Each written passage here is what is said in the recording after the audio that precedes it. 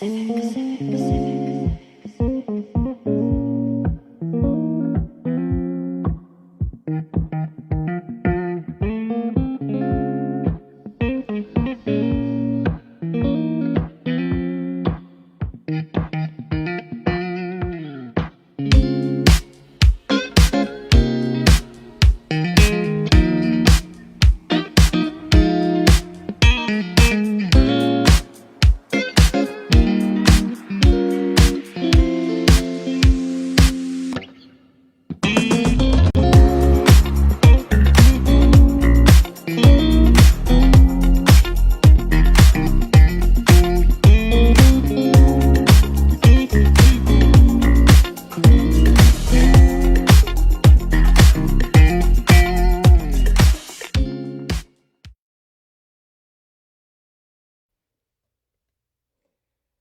morning, everyone. Good morning, good morning, good morning, good morning. Mornings with Marie is on live here on Facebook, and I'm so happy that you all were able to join me this morning. I'm so happy to see so many of you already on. Good morning to all of you. I really am attempting to take some time to say good morning to some of you that I see. I see my mother's on here. I see Brittany, Miss Mary, Jamima, my sister Courtney, Tabitha, Jasmine. I love you all. Good morning. Good morning. I'm going to dive right in because we have a lot to get through today. And I'm, again, so grateful that you're with me this morning. So, remember last time we were on together. Make sure you have your tea, your coffee, whatever you're going to be drinking, your water. Remember the last time we were on together, we talked about your love chat with God, waking up, God waking you up in the morning, you having your love chat with God, and then you praying. And then I did discuss with you about having a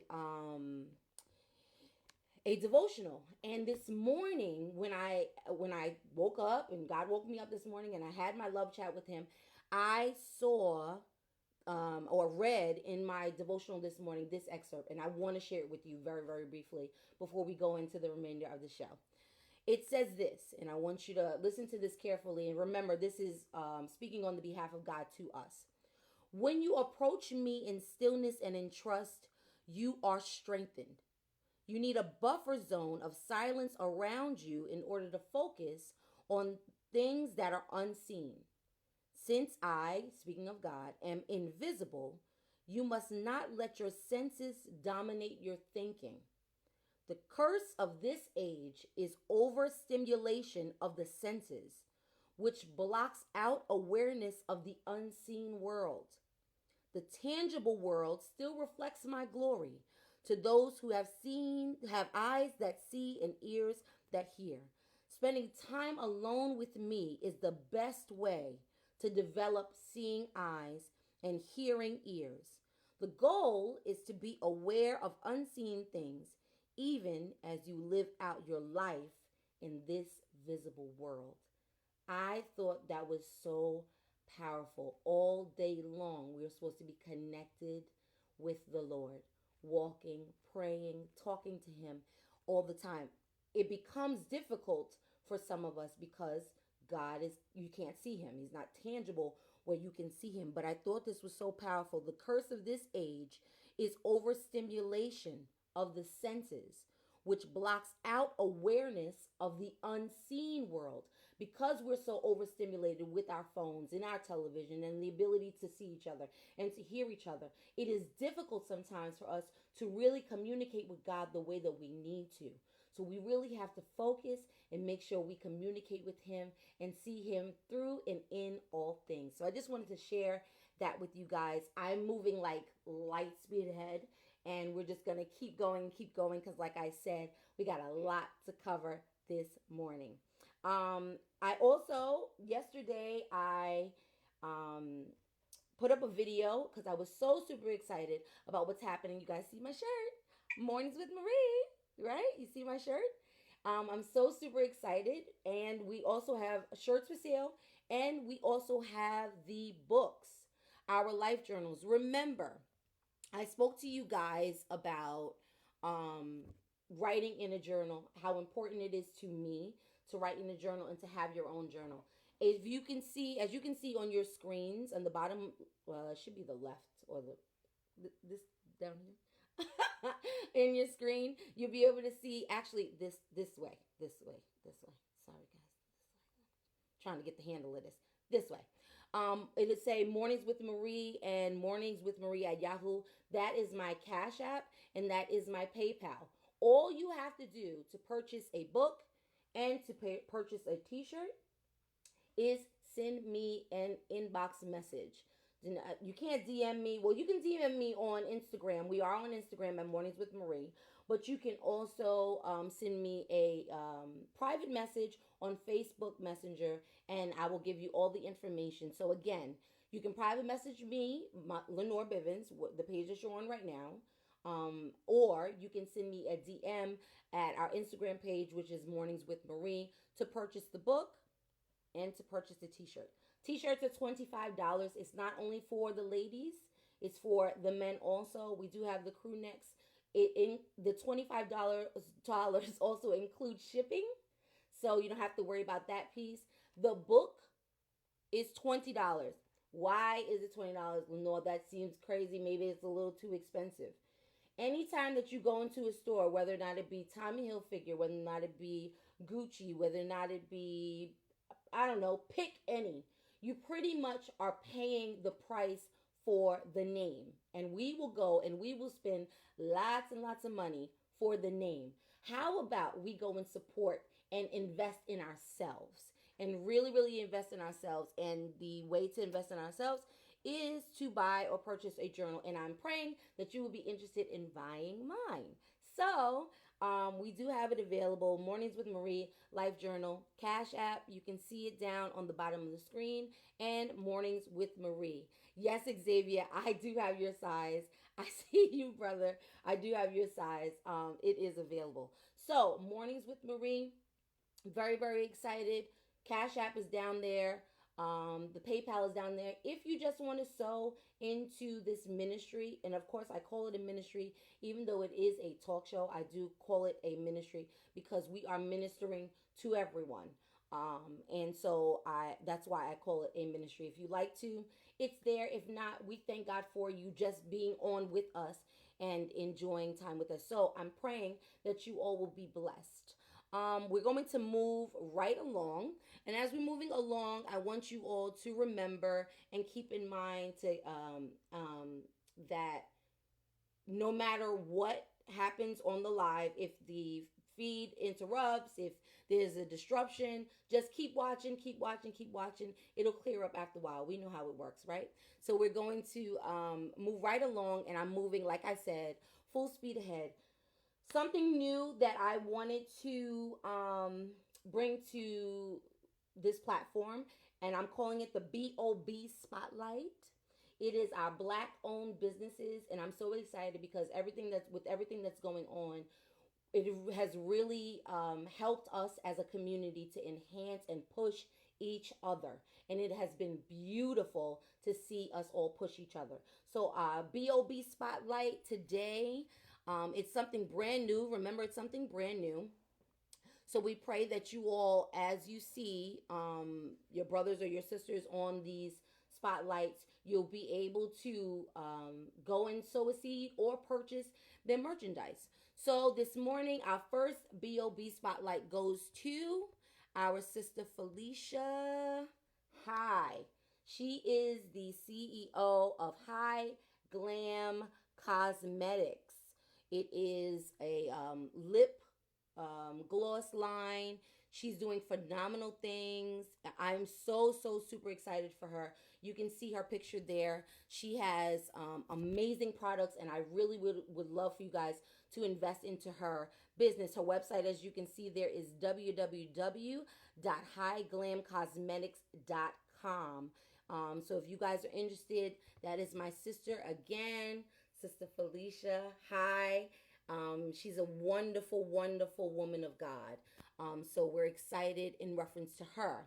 Our next one, like I said, I'm moving right along, and it may seem like I'm going really fast, but I got something really special for you guys coming up, so I really want to get to it. I'm very excited. Our next person for our BOB is Sister Carla Cerrone. She is the CEO of the Hair Room. Phenomenal woman of God, phenomenal sister and friend of mine. She has her own hair business. Her website is www.hairroomonline.com. You should be able to see the information on the bottom of your screen, and that is her website. She did my hair for the last video that I had. She did my hair, and she is going to be doing my hair on the other video. So call it. Prepare yourself. Prepare yourself to have some work. Guys, hit her up. She is located in Suffolk County, New York. So if you are interested, please contact my sister, Sister Carla Cerrone, and that is the Hair Room. Our next and final BOB spotlight is going to go to a wonderful woman of God. Her name is Jennifer, and she is the CEO of the Gem Boutique. I love her so much. She has always encouraged me and always pushed me. She has a jewelry line. So I pretty much have you covered, ladies. We had makeup, we had hair, we had jewelry. Now we now have jewelry. If you're interested, you can go into her Instagram and order at the_gem_boutique. That is where you will be able to find all of her information. That's right, Tiffany. Let's push each other. That is what we are doing. Black owned businesses. This is our BOB spotlight, and I'm so excited about all of these wonderful women and men. I got something coming for you guys too. Jen does have merchandise for the men as well. So I want you guys to go on and patronize her as well. So I'm so super excited, super excited about all of the great things that are happening here on Mornings with Marie. Again, BOB Spotlight, Black owned businesses, support Felicia High, support Carla Cerrone, support Miss Jennifer. We're super excited.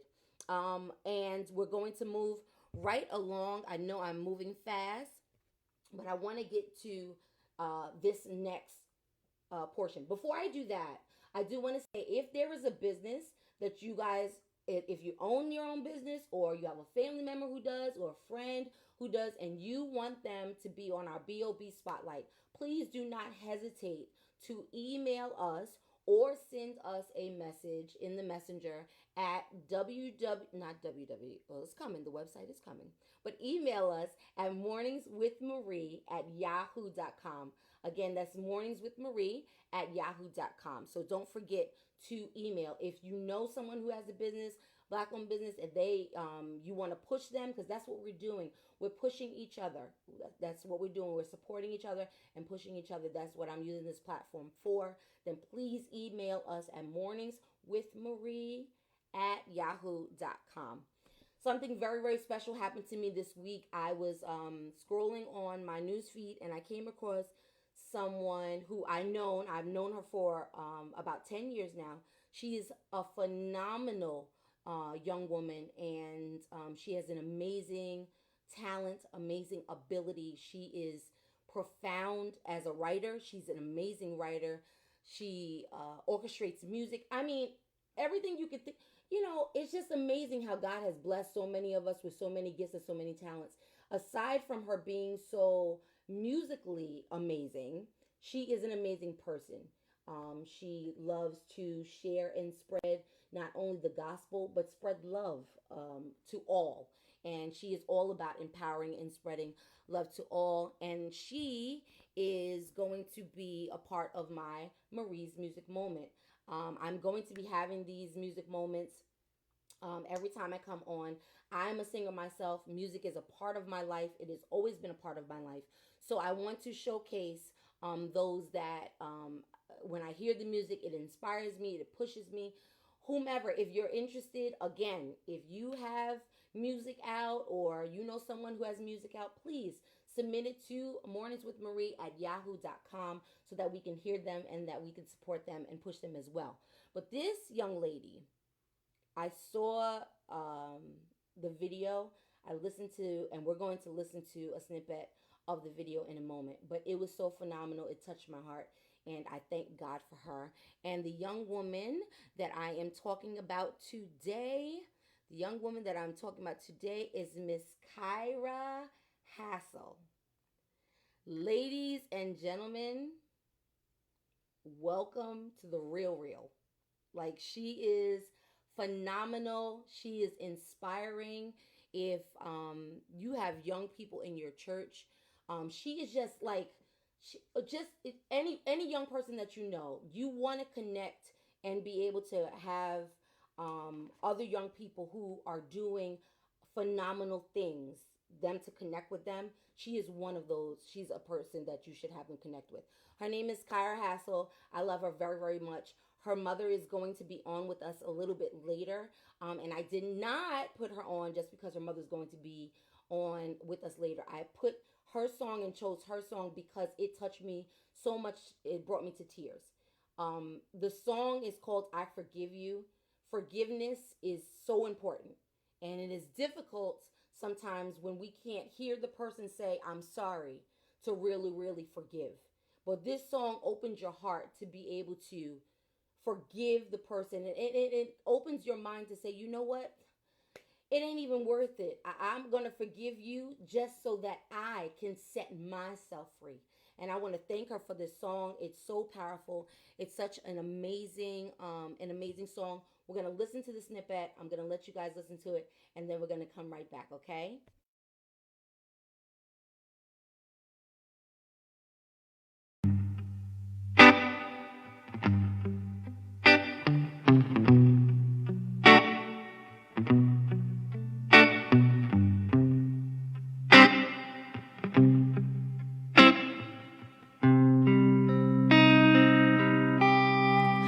I forgive you. I set myself free. I forgive you for what you did to me. Yeah, you ripped off all the bandage to my open wounds, but I expose all my candidates in my dark, dark room. Lowered all of my standards, chose you over me. My loyalty formed my identity. Holding on to the fire just burns my heart. I resented the past, but the bitter turned sweet. But the bitter turned sweet. I forgive you. I set myself free. I forgive you for what you did to me.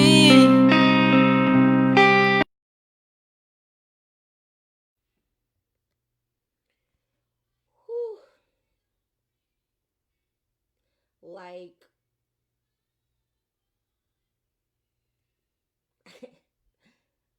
I can't even. I like. Didn't I? I don't even. She's phenomenal. And when I listened to that song, it put me in such an amazing place. Like a place of, and you have to go on YouTube. Forget YouTube. Before you go on YouTube to watch the video, because the video is phenomenal, because she's absolutely stunning and she's absolutely beautiful. But before you go on YouTube, go on all the digital outlets you have. If you have an iPhone, you already know how to purchase your music. Purchase her. That's not the only song that she has, guys. Purchase all of her music. Support her. She is phenomenal. And it doesn't matter what age you are. Something on those albums, those tracks, something will bless you. So I really, really want you guys to support you. Kyra, I love you so much. I push you, my little sister. I love you so much. And I pray that you be blessed and that everybody go support her. Ladies and gentlemen, we've gone through all of the stuff that we needed to go through, and now at this moment, we're going to dive headfirst into our topic for this morning, which is millennial mothers. Where do we go from here? What do we do next? How do we move? What do we say? How do we adjust? When will things change? Where do we go from here? What is the next step? People are protesting. Our children, some of our children are out protesting. Some of the younger babies, I don't know if you guys have seen the videos of young children are out protesting. What do we do next? I have four phenomenal women that I love so much that are going to come on with us. I want you guys to share this, please. Please share this. I see a lot of you on, so please do me a favor and share this video right now because this conversation is so important. It is not just for women. It is for all parents. It is for if you have nieces and nephews, anyone. It is for everyone. So I want you guys to share it and watch and let somebody else hear this conversation. So I'm going to bring the ladies in. I'm going to introduce them, and we're going to move right along, okay? All right, so let's bring these ladies in. Ladies, hi guys. Okay, how are you guys today? Everybody's good? Everybody's good? Good. Okay, let me hear. Yeah, because I know we're kind of muted. But good morning to you all. I thank you guys so much for joining me this morning. This is going to be an amazing conversation. I am going to introduce. Let me just say this because I said millennial mothers.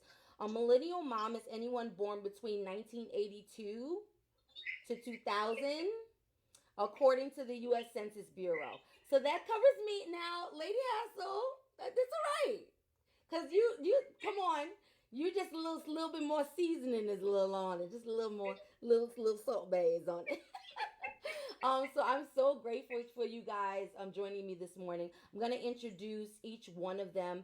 Ladies and gentlemen, if you see them go in and out, they are moms. They have children, so bear with us all. Prayerfully, you can hear us all, and you be blessed by this conversation. So, first, I want to introduce my beautiful and wonderful cousin, Kayana Graves. She is a first lady. She's not only a first lady, but she's a mother of three. She's a mother of three young children. I'll let her kind of talk about that. And we welcome her this morning. It says Kayana on her screen. If you don't see her, it's probably because she's tending to her babies. Her youngest is 1 year old. She just turned one. Her name is Brooklyn. So we thank God for her being on. Then, as you can see, my sister Sheree. Wave, Sheree. Oh, there's Kayana. Wave, Sheree. Sheree is evangelist Sheree Williams. She is an evangelist and she is a singer and praise and worship par excellence. I thank God for her.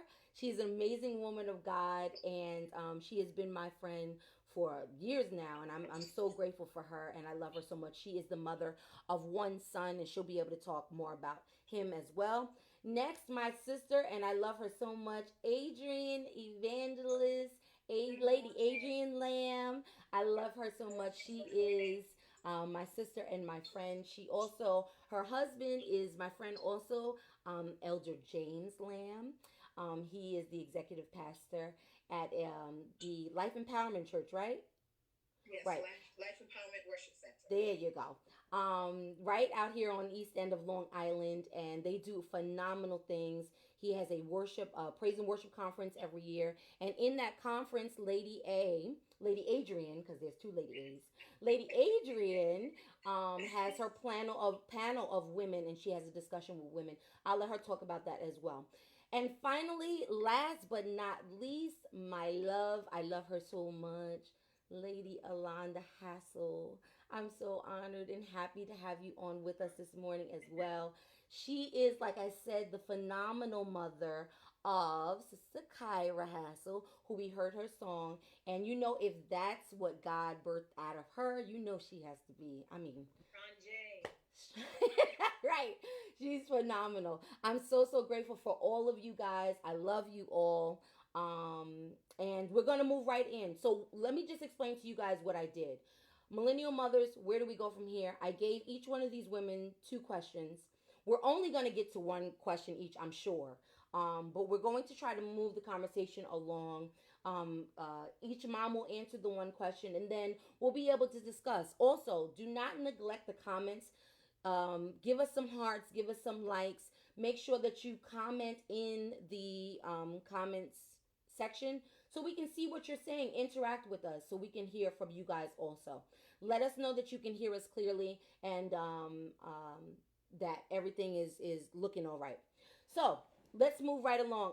Kayana, good morning. Good morning. Good morning, Brooklyn. Everybody, that is Brooklyn Jane. Good morning, Boo. We're so happy that they're both on. This is what it's all about, and it's supposed to be just a candid conversation with moms. We don't get the opportunity, especially now during everything that's happening with COVID-19. We don't have the opportunity to meet each other and go out to lunch. So here's Zoom. Here's another platform for us to be able to communicate with each other. Kayana, I just want you to give us a brief introduction of yourself, your children, and just talk about yourself a little bit. Hey, my name is Kayana Greaves. My husband pastors Christ Central Church, and he's also an associate pastor at Holy Church of Christ. I have three children: Brian, who will be 7 in August, Bella, who's 3, and Brooklyn, who's 1. I used to be a teacher's assistant for special ed in Bayshore, and now I work with my aunt-in-law, at her daycare. So it's a little bit about me, I guess. Thank you, Kayana. I love you so much. And she failed to inform you all that she is my first cousin, my baby cousin, and she is like my little sister. She's the only little sister that I've ever known because I'm an only child. But Yes. our parents are very very close. Our mothers are sisters. Hi, Auntie. Hi, Mom. And I'm gonna have the other women introduce themselves as well, so we can dive right into the questions. Thank you, Kayana. Sister Sheree, good morning. Good morning. Hey, girl. Hey. Can you just introduce yourself to everyone as well? Good morning, everybody. My name is Sheree Williams. I attend Union Grove Missionary Baptist Church, where I was born and raised. I am a praise and worship leader. I am the servant leader over our young adult ministry. And I am the mother of one son, Daniel, who is 9. And, I'm in school, working on my master's. I work full time. I got a gajillion hats, but we make it work. We make it work. That's right. And she failed to let us know. Hello. Yes, I am engaged. Yes, she is. She's engaged. Go, girl. She's. We gotta celebrate each other. She is engaged to be married soon, and we are excited for her. Sheree, I love you and thank you for joining us this morning. Lady Adrian. Good morning. Good morning. Introduce yourself, sis. Hi, good morning, everyone. My name is Adrienne Lamb. I am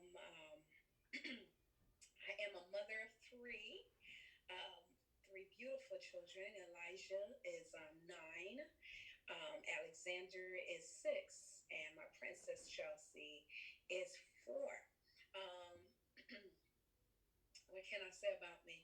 My profession, I currently work for a domestic violence shelter where I oversees families and women, battered women. Um, at my church, I serve as the president of the youth department. So for some reason, I always found myself around children, and it's a beautiful thing. I love children. I love my life as a mother. I love being a mother. I absolutely love being a mother. So this is it. This is it. Thank you, I'm glad Lady to be here. A. No, she didn't fail. She didn't fail to mention anything. Only thing, no, no, she didn't.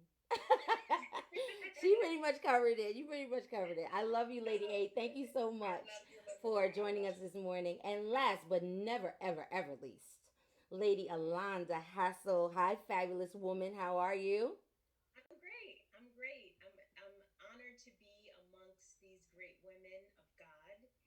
Um, Alonda Hassel. I am a seventh and eighth grade English teacher in the city of Yonkers.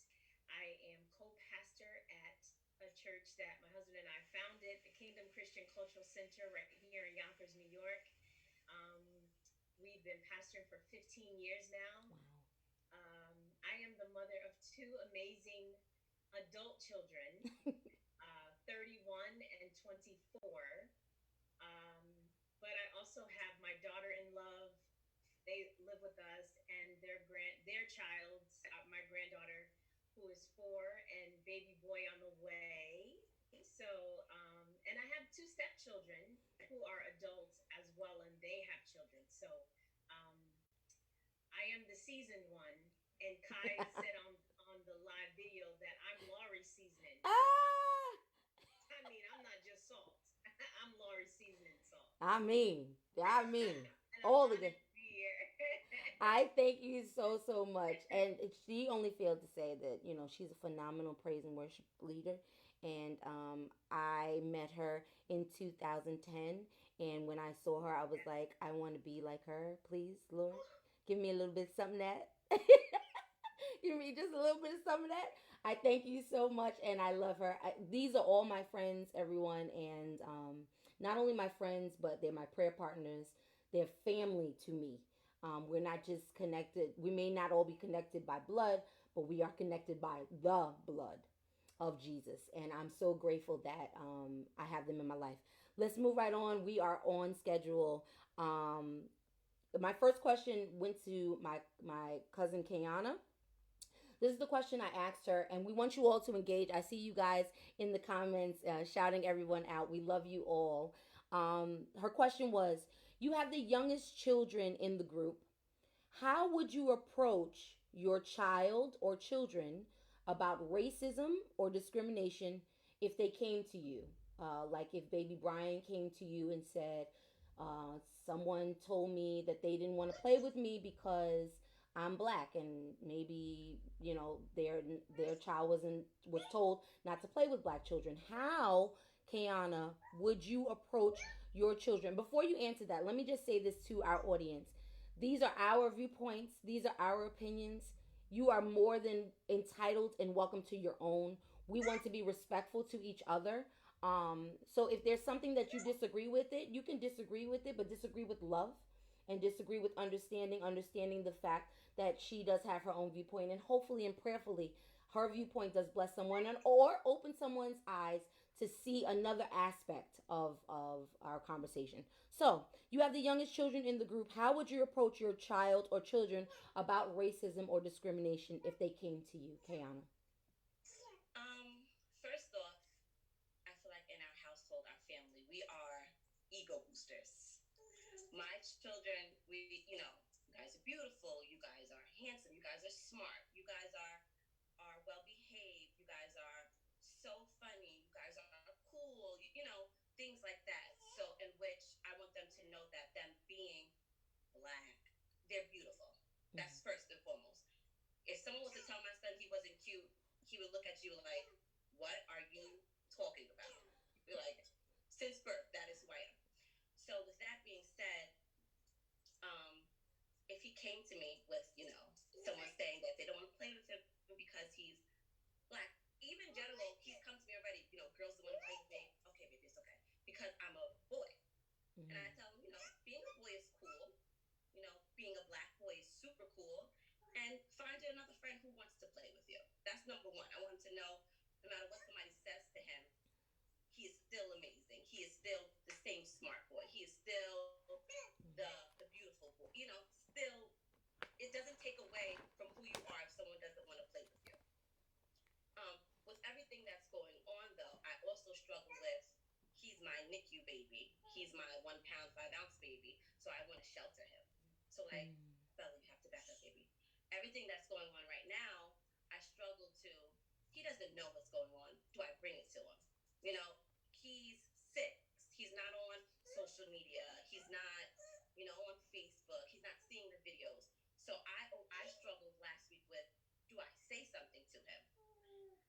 want him to be fearful. I don't want him to step outside and be fearful, but I want him to be aware.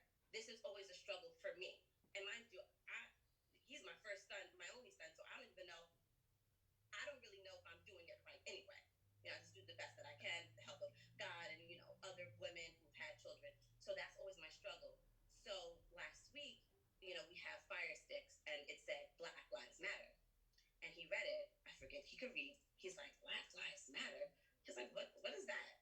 I'm like, they're telling us that people like us, we matter. He's like, first of all, he's like, I'm brown and you're tan.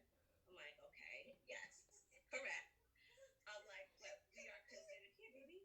I'm like, we are considered black. We are black people, even though there's different shades. We went through, what color's grandma? And he told me Paige. I think he said opaque at one point.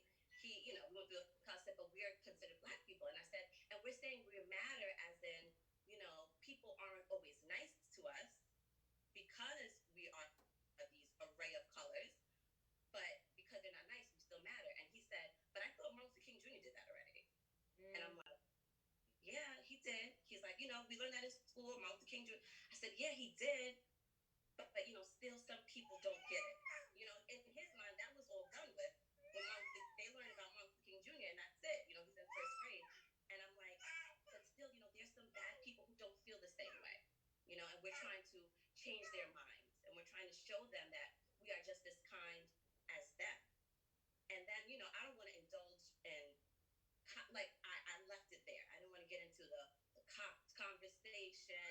And, when he gets older, of course, we're going to have a discussion on what to do when you're approached with the police. That's just the world we're living in today. But that's where I left it. I wanted him to be aware without making him afraid. I don't know if I'm making that clear. Like, I don't want him to be so naive. I don't want to raise naive, overly sheltered children. But I also don't want to just throw everything at them and then throw them in the world and they're afraid. Because I feel like fear sometimes causes just as much issues as awareness. You know what I mean? Yeah. Absolutely. I appreciate the fact that you did bring up that discrimination is just not caged to color.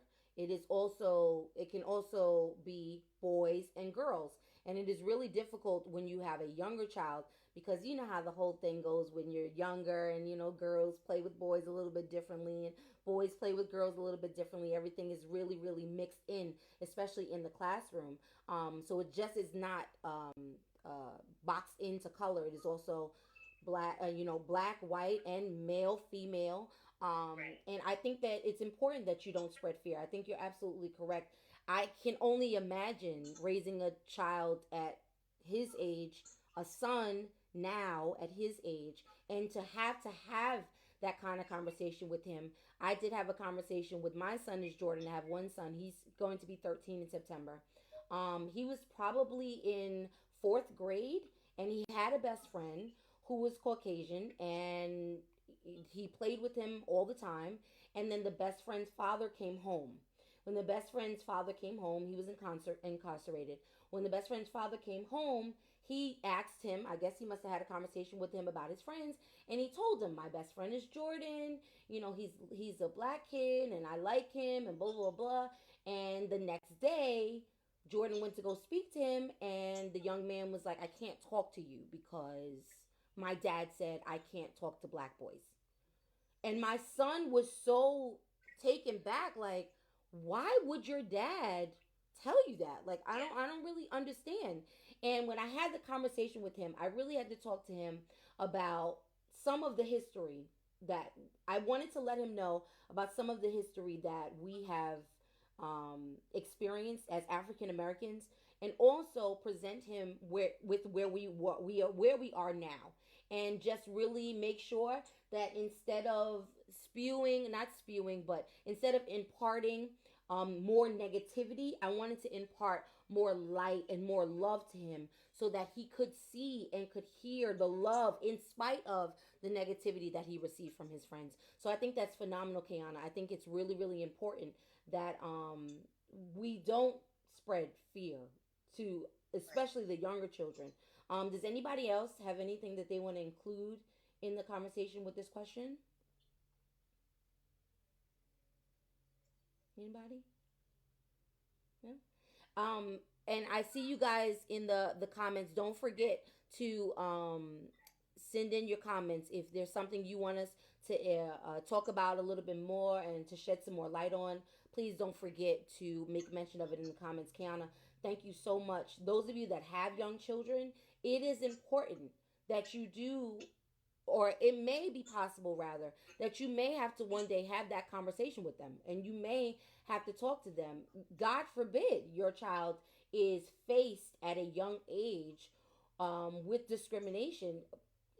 It's something that is present in all of our lives, whether or not they be black, white, Spanish, Chinese, whatever. It's a Right. possibility because of all things that go on in the world that they may be faced with. And it's just really important that you do have a conversation, but not spread fear at the same time, which I think is so powerful that Kiana said, but to spread love and not to spread so much hate, but to spread love at the same time. Kiana, thank you so much for answering that question. Our next question goes to Sheree. Um, and Sheree, your son is how old? He's 9. He's 9 years old. My question to Sheree was, did you allow your child to watch the video of George Floyd or any of the others? And if so, what was his response, his reaction rather, and what was your response? So, did you allow your child to watch the video of George Floyd and any others? And if so, what was his reaction and what was your response? So, I didn't allow him to watch the George Floyd video. Well, one, he's not on any social media. He doesn't have any cell phone or anything, so there's no easy, access to all of that. I didn't allow him to watch it. One, it was very tough to watch, and I think sometimes we have to, as mothers and as parents, gauge where our child is and what they're actually ready for. And so I think sometimes we want them to be aware so much, and sometimes we project our emotions and our feelings onto them when they're not necessarily ready for it. And so I knew if I watched it and I was in tears and I was upset, and then just to hear him call out for his mother, and I didn't want to project that onto him. My anger. I wanted, if it was a conversation, for me to be in a level-headed space to have that conversation. So I didn't let him watch it.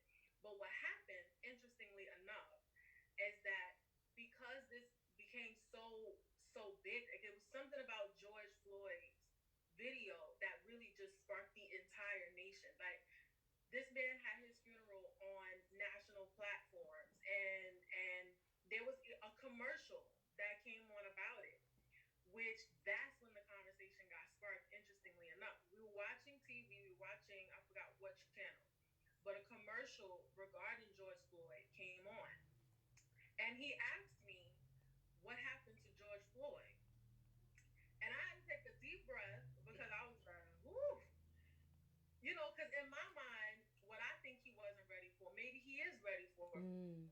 for him to ask me about it. And I had to really pause, one, pray that I say the right things in the right tone, in the right manner, so that he understands. But like Kiana was saying, that I don't invoke fear into him, you know. And so wait, somebody in the comments is saying it's hard to hear. Can you hear now? Am I loud enough? I'm good. Can you guys hear me? I'm good.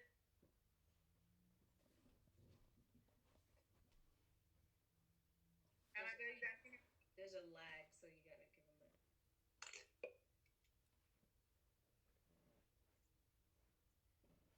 Okay. This. Okay. We're good. Okay. Yeah, we're So good.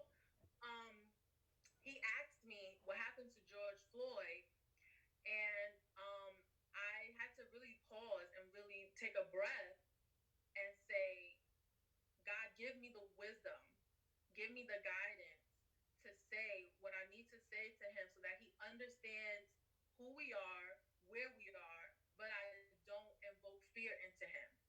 And so I proceeded to tell him what happened. And I didn't fully explain it fully, fully, because I think that sometimes because he's a male, that there are some things that I am not graced to really fully give him a full experience of.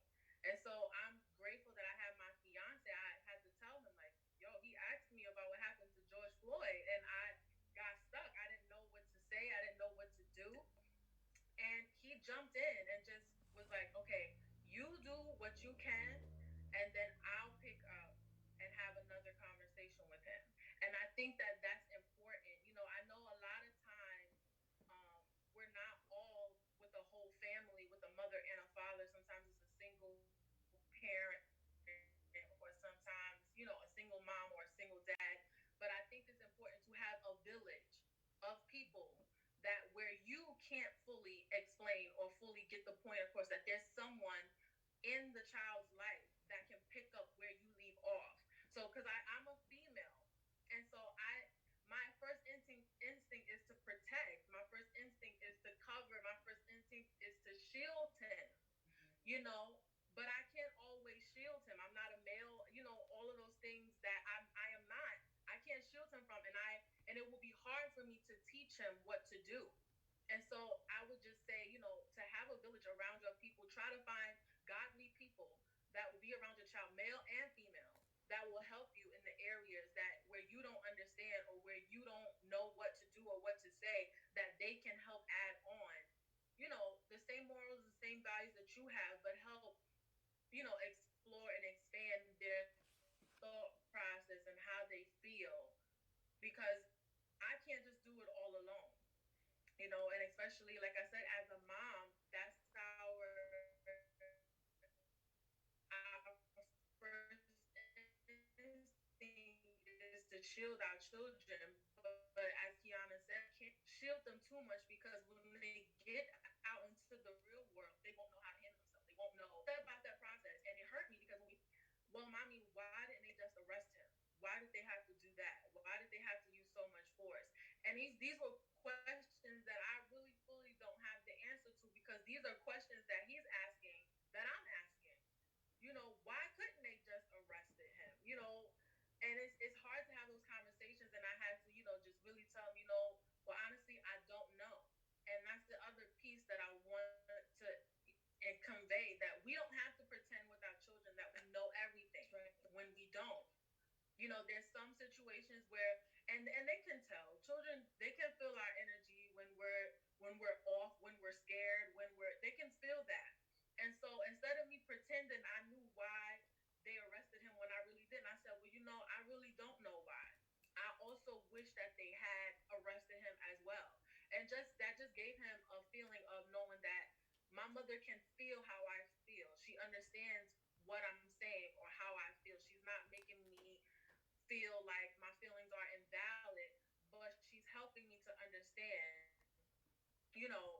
what it is that I'm dealing with, how I'm feeling, what do I do next. And it gave him a sense of comfortability to be able to come to me and talk to me about the hard conversations. Because sometimes I think kids think that my parent wouldn't understand. That was beyond their time. They don't know. But we have to create a safe space for them, that we don't blow up, or like I said earlier, that we don't put our feelings and put our emotions on them, but that we give them a clear space to be able to have the tough conversations. Yeah, absolutely, Sheree. Yes, yes, Lady Hassel. And Sheree, thank you. And I just want to say that my son is 31. And even with all that is happening, I had to encourage him or suggest to him to stop watching so much, because it was becoming, part of his fabric. And, he's going to work every day and doing these things every day. And I'm like, you're not even resting well, because you're literally filling your space with video after video after protest after video after. And so just take a moment so that, what is coming in is not going to alter how you think, how you see things as in their totality, and just to really fall back a little bit. So um, I know we think that as parents, and in this case as mothers, children become adults, we just, they go do what they do, but we still have a responsibility, I think, to not tell them what to do and not direct them, and certainly not to coddle them, especially our young boys. Um, I often use the analogy: Moses' mother, at a very vulnerable time, had to put him on the Nile River, Mm. and allow him to go through that stormy, uncertain time to save his life. And too often we're holding on to, especially our black boys, and not allowing them to grow and be free and experience life, and guiding them. And so don't think that because your children become adults, that those same conversations don't happen. Are they more mature? Of course, but it's more of a guidance to say, be mindful of what you allow your eye gates to take in, because they definitely affect how you move forward in your day to day. That's For so. sure, Yeah. for sure. And I just wanted to say, just thinking about the whole situation, I learned something from that. Don't underestimate what your children may be ready for. You Yeah, know, because to me, I felt like he wasn't ready for that conversation. But him seeing that commercial showed me that, okay, maybe he is yeah, ready for this type of conversation. And in this day and age, when our parents were teaching us and raising us, we didn't have access to social media and to Facebook and to all of these media outlets to have so much access to things that we weren't of age to do or have. It was easier for us to let us be children and to shield us, but now it's not so. And some conversations that you want to have later down the line are coming up way earlier earlier. and and Yes. and and in earlier ages and stages. And so I had to really, and I'm said, I in my heart, I don't want it. Maybe it was because I wasn't ready, and I didn't Mm. want him to be ready for that conversation. But as a parent, you have to take you out of it and really think about what it is that they are going to face. It's not you, it's what they're facing now. Be conscious of the time and how soon they are exposed to stuff. So if you don't talk about it, then they go to school and someone else is talking about it. That's right. And that's what ended up happening, is that after the fact, after he saw the commercial in school, the teachers were talking about it. And so I was like, okay, had I known what, who knows what his perspective or whatever it is that he was thinking at that time, maybe I would have said something differently. Sheree, can you hear us? Okay, she's probably gonna come back on, and she'll continue as soon as she jumps back on. But this is powerful conversation. It is so important. I loved someone put in the comments, Brittany. Hi, Brittany. She put, "Be mindful of your eye gate." That was so powerful. Also, Sheree was talking about coddling. And we do try to, and I know I'm guilty of it as well. I have one child, and it's one boy, and I have coddled him since before, if I can say. And I have tried my hardest to really shelter him from all the things that are going on. And Sheree's right. Sometimes when we're not ready to have a conversation, because they're so open to other things like video games, like television, like social media, depending on how old your children are, or just the news. You sitting and watching the news on your own. They could be eating dinner with you or whatever have you and just see it. Nickelodeon stopped their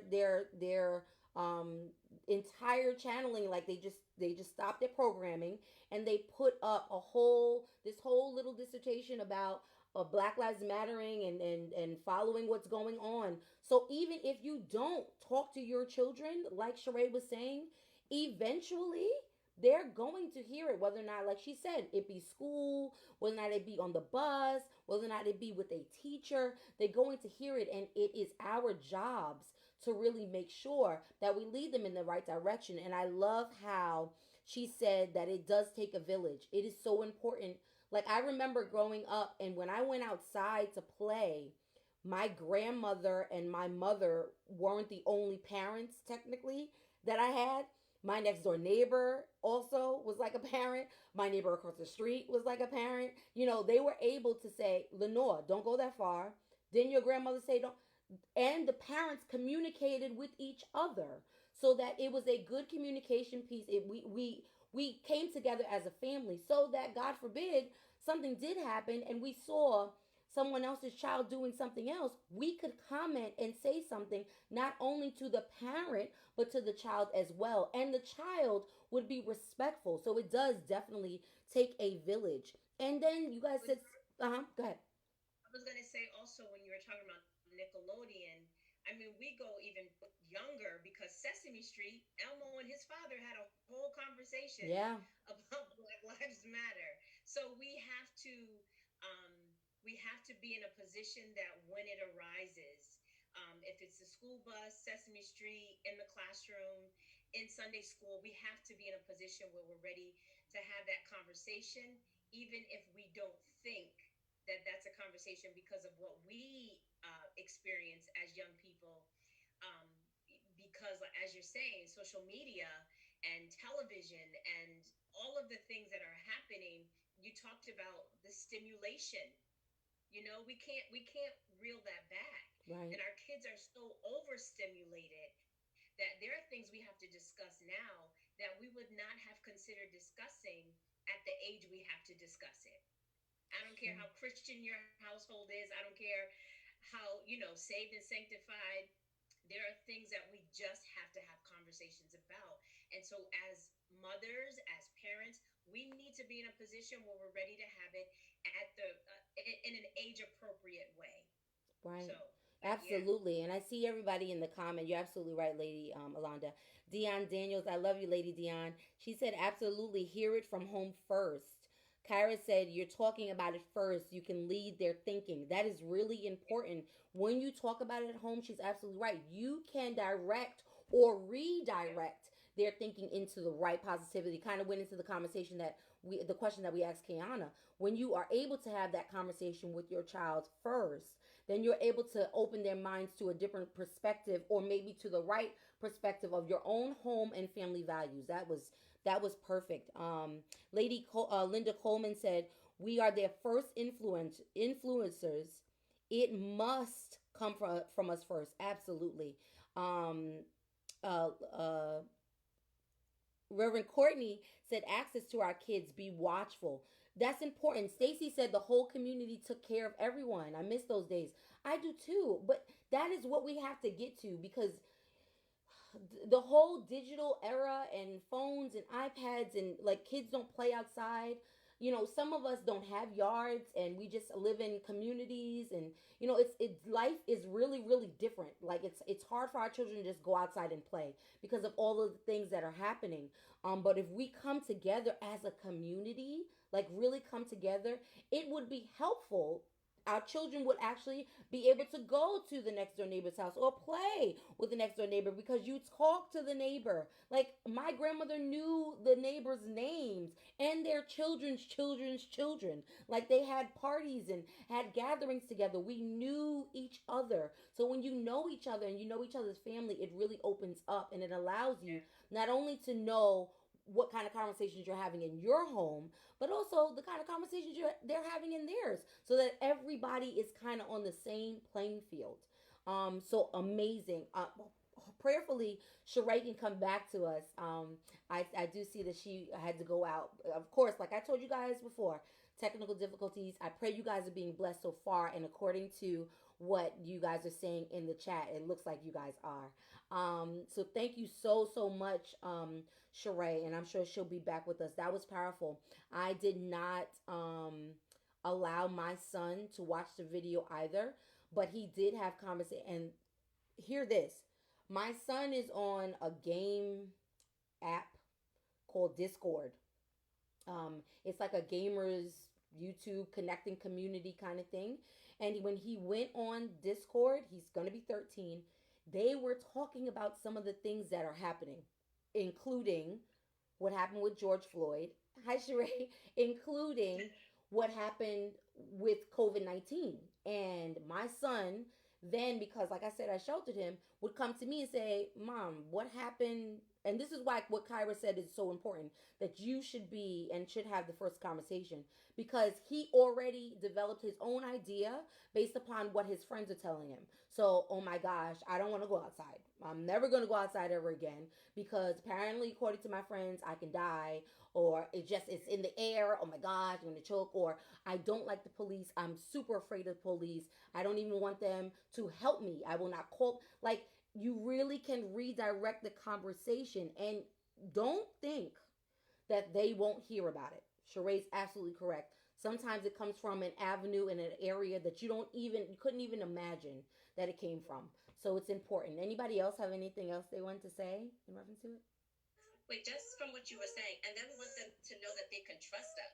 That we're not, why didn't you tell me? Like, why do I have to hear it from, my friend down the street? Why didn't you tell me something like Right. that? And I feel like that cuts off line of communication because now they feel like my mom's either gonna not tell me or not tell me everything, and we make things, worse in our communication with our children. True.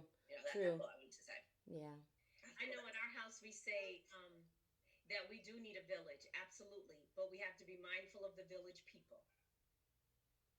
Everybody, just because they go to church, just because they live in your neighborhood, just because they're your neighbor, does not mean that they should be a part of rearing and pouring into your children. So we have to be mindful of that. Yeah, be mindful of the. You said be mindful of the village people. What? That's the truth. Yeah, YMCA. It's important because you don't know. Everybody doesn't show you who they are always. Exactly. You know what I'm Exactly. saying? So you And I can't. think that's why the breakdown of community and neighbors and all of those things have why it's happened, because they look good on the outside, they look good when you wave to them when they're going to their house, and then you realize they got people in the freezer. Like, what's happening? And the first thing Yeah. they say on the news is, this never happened in our neighborhood. No, Right. it did, because it's happening now. So people become fearful. I don't want to get access to my children or to my family because I don't know who these people really are.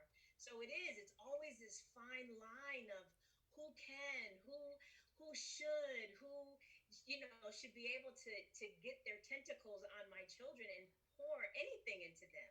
Some people are great human beings, but their logic and their thinking is skewed. It's terrible. And I cannot have you, not when my child is developing and trying to figure life Right. out. I can't have that. I can't afford to let you instill your values and morals in them. Not now. Not now. Right. Not now. And that's so important. You said that you find out that they have people in the freezer. And then the people get on TV and they say, "Oh my gosh, this never happens in our community." They also say, I would have never thought that they would have done that. They were so nice to me. I would have never known." You don't, you're absolutely right. You don't. So you have to, and this is why the God factor is so important. Not only do you have to have the communication, you have to be prayerful and ask for discernment when it Yes. comes That's to exactly what I the was gonna people, say. yeah, the people and your children. Because if you don't have that type of discernment, if you don't ask God to give you that kind of clarity and that kind of discernment, it could turn into something and you find out things that you never ever like. God, for even okay, so when I was house hunting or apartment hunting, it was important for me that I looked at the community. I drove around the community to see who was outside, when were they outside, how were they, I asked God, I said, Lord, please lead me to the right community. Don't just put me in any apartment.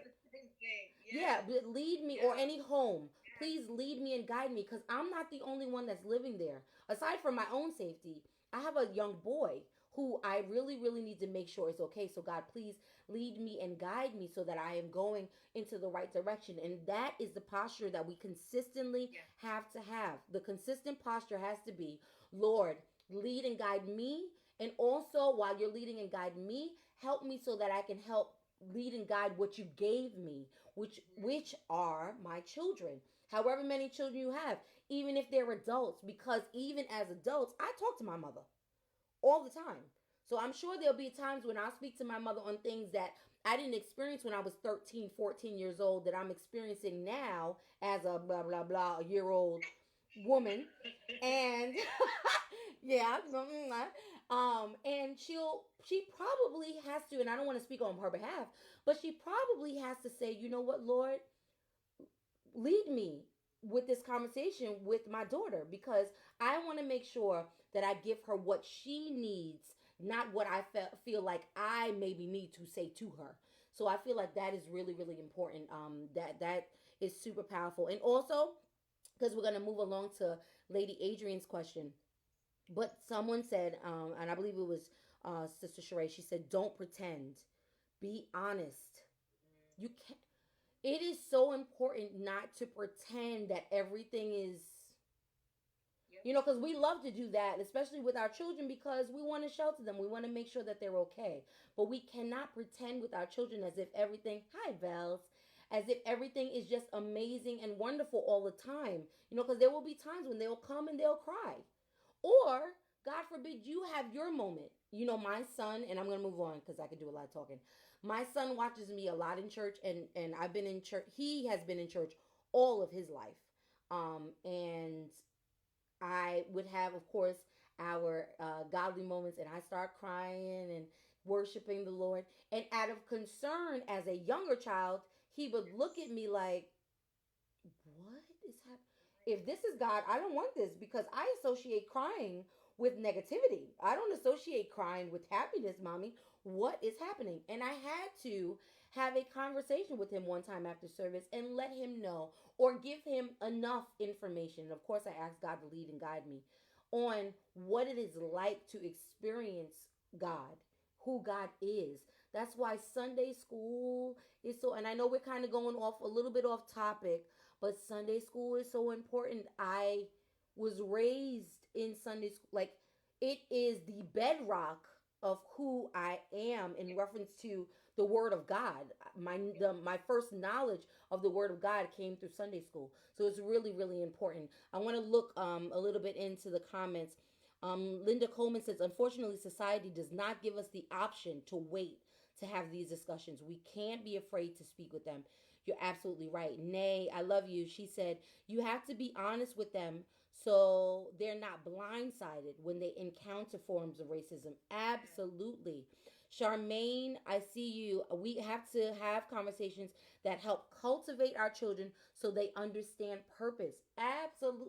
You got, that's phenomenal. Very, very phenomenal. Of course, Brittany Bob is saying that Sunday school is very important. I thank God for her. She's over at the young people in at the Empire. So we thank God for her. So really, it is important. Thank you guys for commenting. We're gonna move right along. Sheree, before I move along, is there anything else you want to say? Because I know you kind of got cut off because of the service. Oh no, we can go on. It's okay. Okay. So, Lady Adrian, this question I gave to her in preparation for the new school year. What are your possible apprehensions because of Corona, because of everything that's going on in preparation? Because everybody knows the new school year is coming, and we have a teacher on here, and we have a teacher's assistant on here as well. But in preparation for the new school year, what are your possible apprehensions? Well, first apprehension is, am I really ready to send my kids back to school? Right. Um, yes, they're talking about opening back up in September, but am I really ready? You know, besides them, you know, yes, I think my kids, they've been ready to go back. They're sick of this teacher. They're sick of this teacher. They've been ready to go back because, one, you know, it's just the kid in them. You know, it's normal. They want to be around other kids. They want to, you know, school is, you know, this is new for us, and this is new for them too. And for my kids, my oldest is 9, so he kind, you know, I think he understands this whole corona thing, for my other two, they just know, oh, there's this thing called corona and it's killing people, and do they understand the dynamic of it, the whole breakdown of it? I don't think they do. Elijah maybe more than the other two, um, but my two younger one, they associate corona with death. They associate corona with dying. And some of you may say, well, why do they, associate that with death? Because they're so young. Unfortunately, my grandchildren recently experienced the loss of their grandfather due to corona. So they know corona is what took my papa out of here. So they just automatically, oh, corona is going to kill us. Corona is killing the people. Corona. And if you ask them now, what happened to Papa? They'll say Corona killed Papa. Wow. Now, is that really what I want them to think of this thing? Unfortunately, no, because a lot of us had it and didn't die. Thank God for that. But I can't stop what they have witnessed or, Right. known for themselves. And um, I understand that some things are too you know too much to share with with our children, but unfortunately, if we don't do it at home, they're hearing about it outside. They're seeing, friends are talking about it. Other, classmates are talking about it. And we are our children's first teacher. Yes, we are. I am my children's first teacher. Even when it comes to academic, learning doesn't stop when you get home from school. Mm-hmm. We're pushing, we're striving. I want continue. I want you to excel. I want you to be ahead of the class or whatever. They may not always be, but I want you to be ahead. And I want the teachers to see that when you go home, you didn't just come home and put your stuff down and you went straight to the TV and play video games or whatever. No, mommy and daddy kept this thing going. So in preparation for them going back to school, like I said, am I ready for them? No, I'm gonna be honest, I'm not. But I know what I have raised. I know what I have instilled in my children. We were washing our hands before coronavirus. I know We that's were right. using hand sanitizers before coronavirus. My husband would tell you, um, Adrian, it's okay for the children to get dirty every now and then. Um, okay. Come on, y'all. But this is me. I'm so I have hand sanitizers even so before coronavirus. My kids, all their backpacks had hand wipes, had hand sanitizers.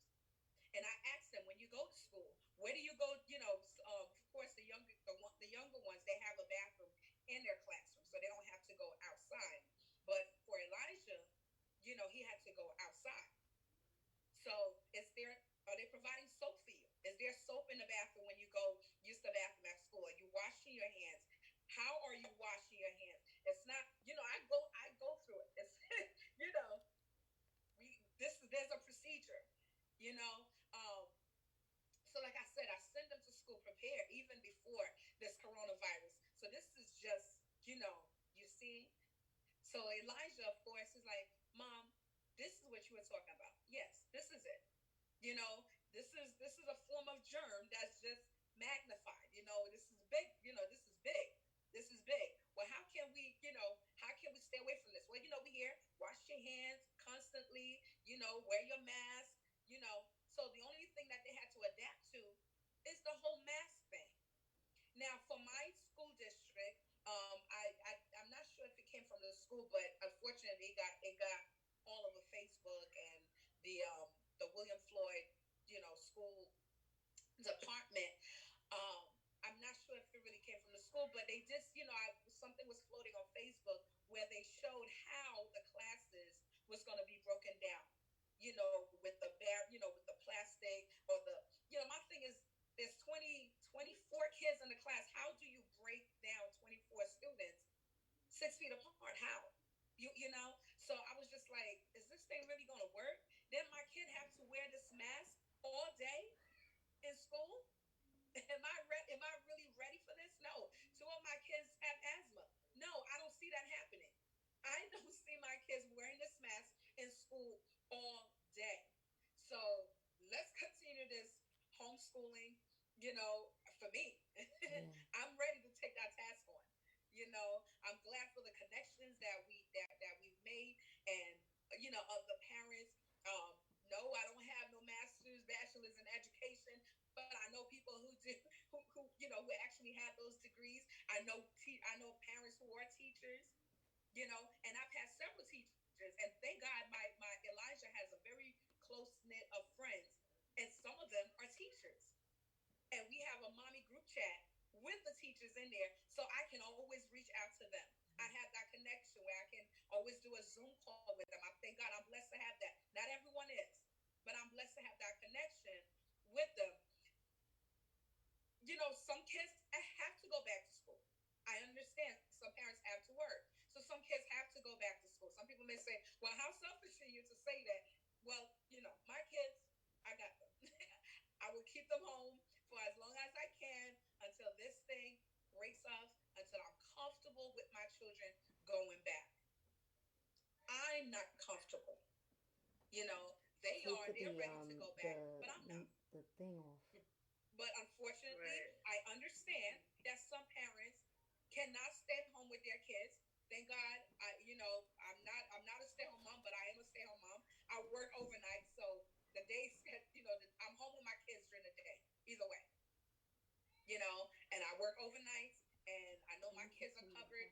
There's just some things, you know. I don't know. It's hard. We are in a hard place. We are in a hard place, and I don't think we can ever really truly prepare our children for this. We really can't, because just when you think you're doing the right thing, Yeah. just when Yeah. you think you're doing the right thing. Now, this is coming from someone who was washing her hands, who was being taken precautions, who was walking around with a Lysol Yeah. spray, and I have one in my bag. You're talking to someone that was doing that, Right. and I myself still got the coronavirus. Mm. You understand? So there's really no. You can take all the precautions that you can. At the end of the day, we just gotta pray. We Yeah. just gotta pray. We have to do the right thing. We have to. Yes, this is. We have to cover our children. We pray that whatever we instill in them, that they take it with them. Um, it's just, and Chelsea, she's 4. So just think about even the common cold when they were going to school.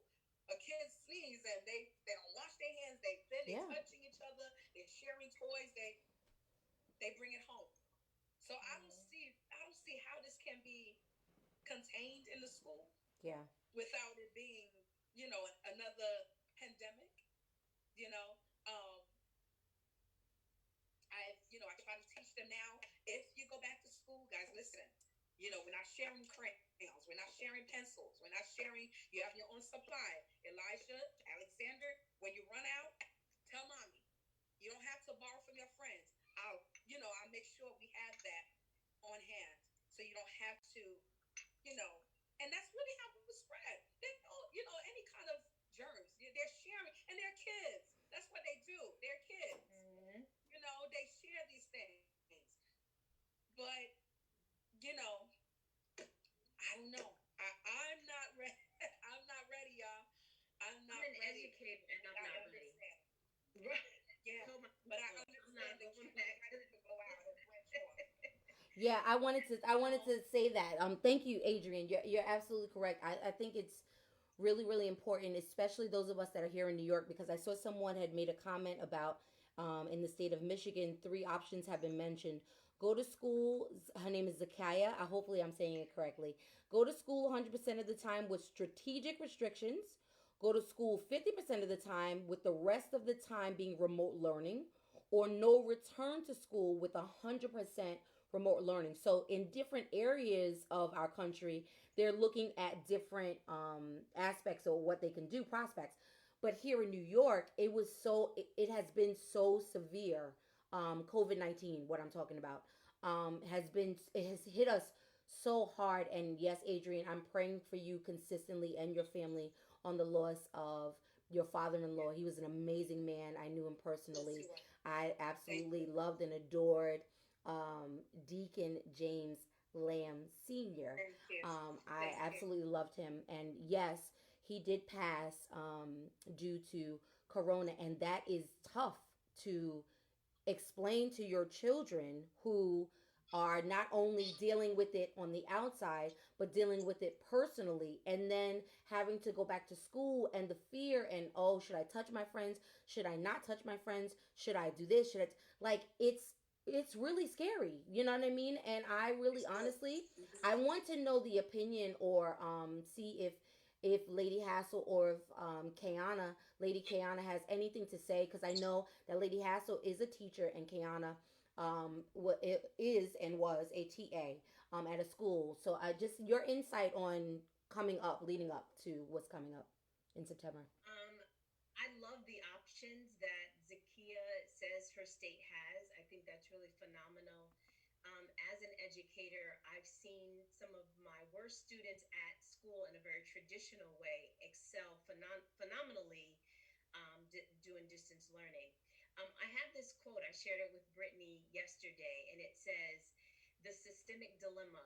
21st century kids are being taught by 20th century adults using 19th century curriculum and techniques on an 18th century calendar." And it's by Tom Herrick. He's an education consultant, and it rings truth. And Yes.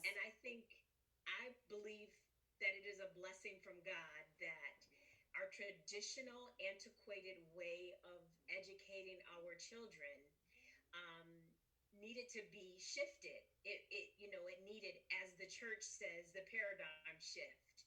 It needed something to shake it up and mess it up so that we could see it with fresh eyes. And while I know that we sort of threw a lot of things together in March to make it happen, I think we've had enough experience now as educators and as parents and as students to look at it from a new lens and figure out how, because kids were even saying, "All right, Miss Hassel, I got the packet of work that was mailed, a physical packet to my house. How do I get it back to you?" I'm not touching that. I don't know what's going on at your house. Right. And that's not to say that, you're whatever, but I also had COVID. And Mm-hmm. I don't want to subject myself to that ever, or my family to that ever. Take a picture of it and email it. Well, I don't have this, I don't have that. Write it down in your log, baby. And when the district asks for it, that's what you show them. However you're going to show them. But I am very concerned. I had to go back to my classroom and clean it. I had masks and gloves, and because they're saying we won't touch books anymore. As Lady A said, no more pencil sharing, crayon sharing, marker sharing. I got boxes of that stuff in my classroom, but we can't share it. So I'm curious to see, number one, who sits at the table to look at and decide what education is going to look like. And Right. we need to definitely have parents and students at the table. Good. Um, and we also need to be very mindful of students who don't have access to technology, what that's going to look like, assuring that perhaps we get technology for them. We provide, I've seen districts upstate, every kid got a Chromebook, every kid got a hotspot. So nobody suffered, no one lagged. And then providing some training for parents as well. Please. Maybe very, very, I'm it may be sorry. as simple I as, I don't mean to interrupt, but my math is oh, no, no, I teach English. I don't mess with the math. I I don't mess just with, can't. I mean, I get my check. I Just could do what? What in the world? And my son is so quick to say, "Mommy, I didn't do it that way in class. We didn't do that." Okay, so well Yes. then you teach me, because I'm I trying mean, to I got help. the answer. I got Right. the answer. Right. Go ahead. Go ahead. I'm sorry, Lady Hassel. But I don't know. We just need to look at. I told my principal I never call in. I never take a day off. If I do, it's a personal day. You get more time every year. I have well over 200 sick days, and I told her if we had to go back when they were saying in April or May, I was like, I'm gonna just bang in every single day. I know And you that's know what she right. told me? Girl, me too. because it's bigger than just education. It's Yeah. our lives, you know. And so, and then I feel like when we do go back, and if it's divvied up or however, we need to have some social emotional stuff happening. We need counseling, all of us. We need to let kids talk about what they experience. I'm not ready to be like, get your pens and papers out, let's go. We're going to read this Mm, book. I'm not ready for that. I'm ready for some circle up group sessions so that they're guided by adults and by those who have been trained to help kids sort of reacclimate themselves into a system that has changed forever. And forever. you know, I have co-workers who are saying we need to, DRA every student to see what their real level is. No, no, no, no tests, no, none of that. None of that. Let's figure out what this new routine is going to be, Right, right, right. and then let's slowly implement it so that everyone involved, the parents, the students, and the teachers and the administrators, are able to sort of take pieces of it and then grapple with it as we go along. So I agree with you, Lady A. It is a big adjustment, and our lives are worth more than getting back into a routine. Amen. That's how I see it. Absolutely. Thank you, Kyra, for pinning the quote. That quote is Isn't that crazy? so powerful and so eye opening and so amazing. Yeah. I really worked really really hard. I feel like I need my own diploma or to Me graduate too. myself, like my second diploma, Me because too. I worked so we worked. If you really was in it, like you felt Yeah. like you were doing it yourself, like you were like, okay, I gotta focus. I'm back to school all over again, and it really was an Right. adjustment. And then you're right, not only dealing with the schoolwork, but the mental part of it. Like I was an essential worker, so I worked consistently through the entire thing. And my son said to me one day, I don't want you to go back to work Oh because I wow. don't want something to happen to you. It's been really hard. People have lost family members and lost pastors and lost church members and lost friends. Like it's been really, really difficult. And at one point on the news here in New York, that's all it was, That's all. and it is and was so, it still is scary and difficult. And I'm a Christian. I love the Lord. I have faith. But I will be honest, it was scary. Anxiety, fear, all of that stuff. It was All of that. super, and I mean, I came out like surgically ready, like everything was covered. Like I might as well put on a whole hazmat suit, like just covered myself Yeah. up. Because especially those of you that lived in the city and even here on Long Island, like it, just going outside at one point, you could feel like I don't know about anybody else. Maybe it was just me, but I felt like it was like No. different air. Like it was Your weird. your brain is telling you like, you feel that? Right. It might be, you might get have a little bit in your chest. Right. Like, And I suffer terribly from allergies. And I'm thinking to myself, uh oh, wait a minute. Is this I was taking Zyrtec when I thought I had allergies. And Right. literally at my desk, my daughter substitutes in my building sometimes. She's just like, Mom, go home. Like, you're sick. And I'm thinking it's allergies, and it's not. So I don't ever want to feel that again. And that level of anxiety, and the scripture tells us to be anxious for nothing. mm, And you want to keep filling your brain with the word of God to cleanse and make certain that you're not allowing the enemy to have foothold on your mind and in your heart. And it's like, but physically, this is what I'm experiencing. And I almost felt guilty when I said, I can't take the news today and turn it off. But then I yeah. felt like, but there's so many people who are suffering and they don't get to turn it off. Right. And just finding that balance and trying to figure it out. And they had the audacity to tell educators to keep a log of how you taught. I'm like, bruh, I'm salaried. You would owe me money because I got kids. Kids were texting me yesterday. Yeah. Parents are calling me now. It's constant. It is constant. Just from trying to get them technology to trying to figure out now are they graduating to try to get grades to try to take this webinar on this new thing that came out, and it was exhausting. And then I had fry eye because I'm staring at a computer all day and my eyeballs literally are so dry. I'm using Yeah. drops. And Yeah. I in the evening when I should be kind of relaxing, I'm trying to figure out ways to just relax my brain, and you can't turn it off. So that whole process, that whole thing, and they're preparing for summer school. For I July. just can't. I I can't said even. they. I Yeah. said they, y'all.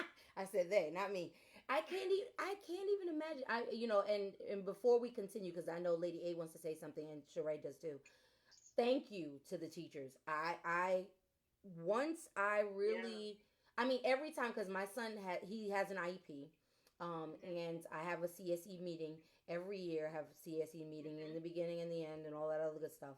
And I always say to the teachers, thank you so much for all you do, Yeah. because I want them to know I appreciate them, but I also want them to know that I'm present enough to Yep. see what they do, how they to attempt to see how they're doing it, and to show that I am still present in his learning process. Period. Because we, us, have to Yep. make sure that we Yep. are present. PTAs, Yep. special education, whatever, Yep. you have to make sure that you are consistently present.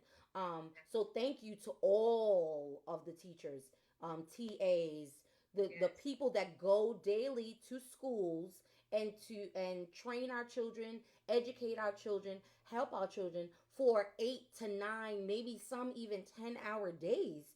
You know what I Yeah. mean? You're there all day, and some people do after school and all that other good stuff. I just wanted to say thank you, Lady Hassel. Thank you, Kayana. Thank you to the teachers that are online as well. Thank you so much, because this really, I've always been appreciative, but this,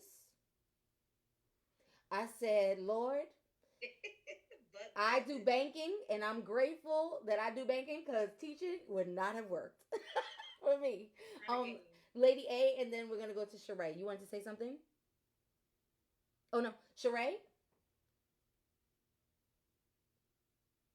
Yeah, I just wanted to chime in because we were talking about like the fears and the anxieties and all of the things that have happened during this time. I This has really, and at some point, my natural had to come into collision with my spiritual. All the natural things were, Can you hear us, Sheree? girl, what are you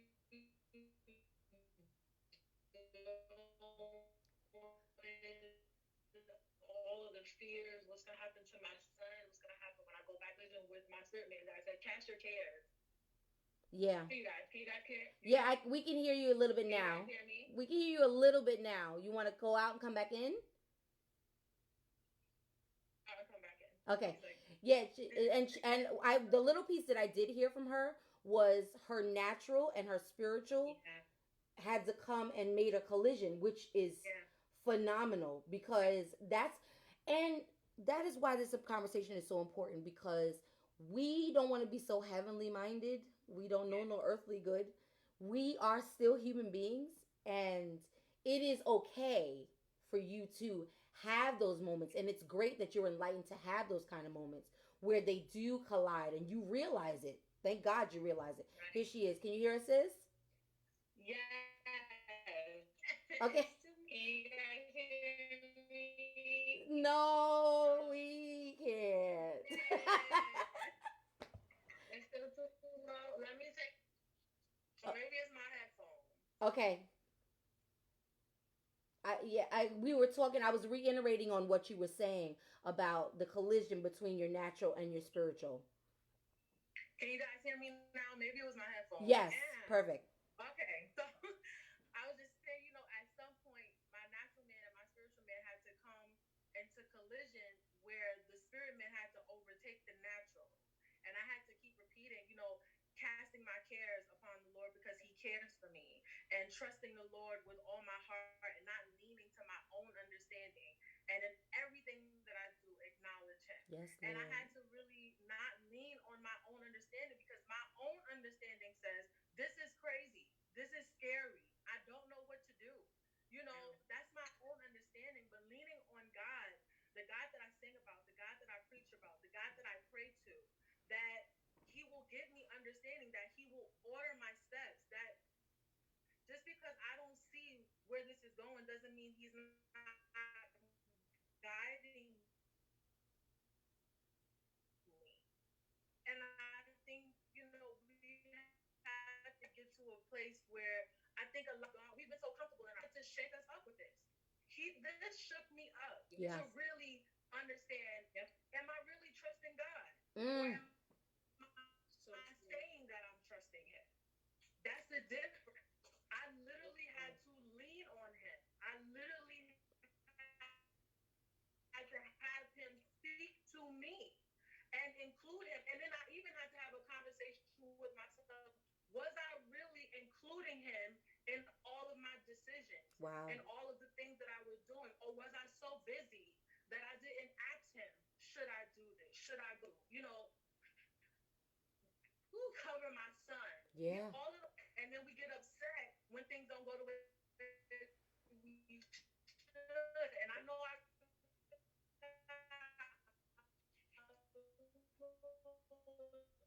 churchy, but I just felt that really take the opportunity to trust and lean on God. I don't care what's going on,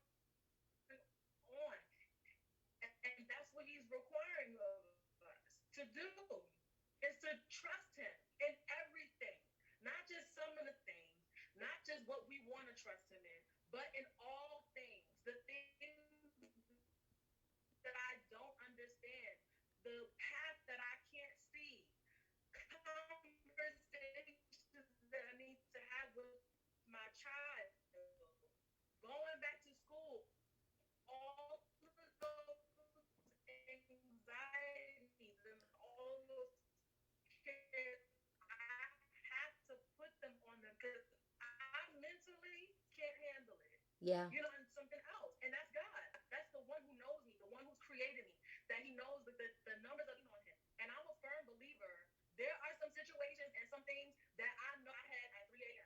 The time when she thought I was sleeping, those are the things that kept me, that covered me. And I use that on my child. I covered him. I put oil on him. I'm a firm believer in that, in the protection of God and God's hand being on top of us. And it's natural for us to be scared. It's natural for us to, girl, get out of that. Come out of that. Have your mind on the God that you trust. To Right. the God that holds your hand, the God that saved you, that delivered you, that redeemed you, that set you free. I need you to trust that God. And so that's all I really wanted to say because I know it's very scary. It's so scary. And if we don't trust in God, we will get lost in being scared. We will get sucked into that thoughts and our emotions and our fears. He has us. And I Yeah. just refuse to let the enemy. I take the practical, the washing my hands. I do wash my hands. I do make sure I sanitize. I do make sure I do all the practical things. But the practical gotta come into collision with the spiritual. Amen. And That's wherever the beautiful. practical falls short, the spiritual has to take over. That's the truth. The practical, where the practical falls short, the spiritual has to take over. That's why the last episode was so important when we were talking about your first initial conversation when you open your eyes should be with the Lord. When you lay down, should be with the Lord. All day long, it should be with the Lord. In all your ways, acknowledge Him. And then, after you acknowledge Him, then He directs you. You can't ask for a direction if you're not asking. You can't just sit there and not talk to Him. You have to acknowledge Him. And that was so powerful, Sheree, and definitely necessary for what we're planning on doing in September, what we plan on doing tomorrow with our own lives, moving forward, going out shopping, when they start reopening church, when they start reopening other things, other activities that we like to do. God, lead me and guide me, please, to where to go, where not to go. If I have to travel on the subway, if I, you know what I mean? If I have to get on the bus, God, lead me to the right. We really literally have to have a consistent conversation with Him all day long and talk to Him all day long so that He can direct our paths. And not only direct us, but He can comfort us and give us a peace that passes all our understanding, so that while all this is going on, because we acknowledge Him and He's so into our day and we have Him so incorporated in our day, we can put a smile on our face and trust in the God that we serve, that all things will work together. And that was so powerful, Sheree. I'm we are talking and talking, and ladies, I know we had this conversation before, and we're gonna get to Lady Alonda's question, and I am almost definite that there has to be a part two to this. Do you guys agree? Disagree? Yes. Okay. You guys in the comments, our viewing audience, prayerfully, we can have a second one, a second conversation, a part two to this. I'll talk a little bit about that towards the end of the show. I thank you all for staying on. We have one more question before we close out, and I'm so grateful, Lady Alonda. This question is very, very powerful. Thank you, Lady Adrian, for answering that your question. Lady Alonda, I asked her, you have the oldest children in the group, who I love them very much. Um, it's a two-part question, and whatever, if we don't get to part B, then we'll continue that. And if we do, great. I don't want to hold you guys to. Somebody said give us 5 parts. See, Somebody said like give us 5 parts. did That's so not funny. reveal Lucky that is to so you. funny. If we don't get to part B, that's fine. But you have the oldest children in the group. A, do you believe parents should allow their children to protest at any age group? And B, I do know. Well, I'll let you answer A first, and then we'll Okay. move on to B because B kind of. I'm sure you'll go into the B part. So you have the oldest children in the group. Do you believe that parents should allow their children at any age? Because we did see a video. I don't know if some of you have seen the video on Facebook of a young girl who was From Rhode chanting, Island. "What's their name? What's their name?" Yes. Yeah, and it was powerful to watch. But do you believe that parents should allow their children to protest it at any age, Lady Alonda? So, I believe that as even as an educator, that problem-based learning is phenomenal. It's better than me sitting in a classroom and trying to figure out from a textbook, um, trying to visualize what is happening or understand fully what is happening. I believe children who are travelers with their families, they just think differently. They learn differently, and they excel because they're exposed to a lot. So, do I think children of all ages should be allowed to protest? I think it solely depends on the child. Some children are ready. I believe that my daughter she came out of the womb ready to protest. Like, it's just who she is. Yeah. Um, and then I think there are other children who perhaps are not mature enough to understand, which is why I think we can have kids who are out rioting and looting, as Mm. opposed to seeing the actual purpose of being out there. They see it as an opportunity to take, and we have to raise and train our children to see the opportunities to give, because in fact it is more blessed to give than it is to receive. I think about my children, and we talked about this when we had our private conversation, that it's amazing how you can raise two children and they be totally different human beings. Um, my son, yeah, not really his thing. However, Kyra has a schedule of all of the protests she intends on Wow. attending. But then I trust her because she understands her purpose. She Mm. understands the purpose of the protest. And she called me just this week. She had left. She goes with the right kind of people. She tells them from the jump this is why we're going. If it gets hot, we going this way. All of those things. So she's very wise in that sense. But she called me and she went to a rally, a protest, and she called me probably not even an hour later. And I said, "What happened? Why are you coming home already?" She said it was unorganized. They didn't really know what their purpose was.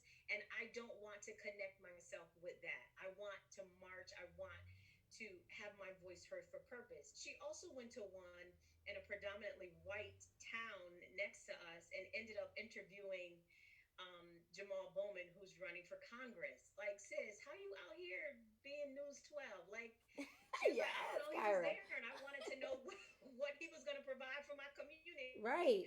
And so I interviewed him and asked him the tough questions, like, why should I vote for you? So when I think we raise children, and I believe, and I say it often, that kids who grow up in church statistically perform better academically. They Mm. do public speaking. They know how to interact socially with people. They know how to see programs from its infancy all the way to fruition.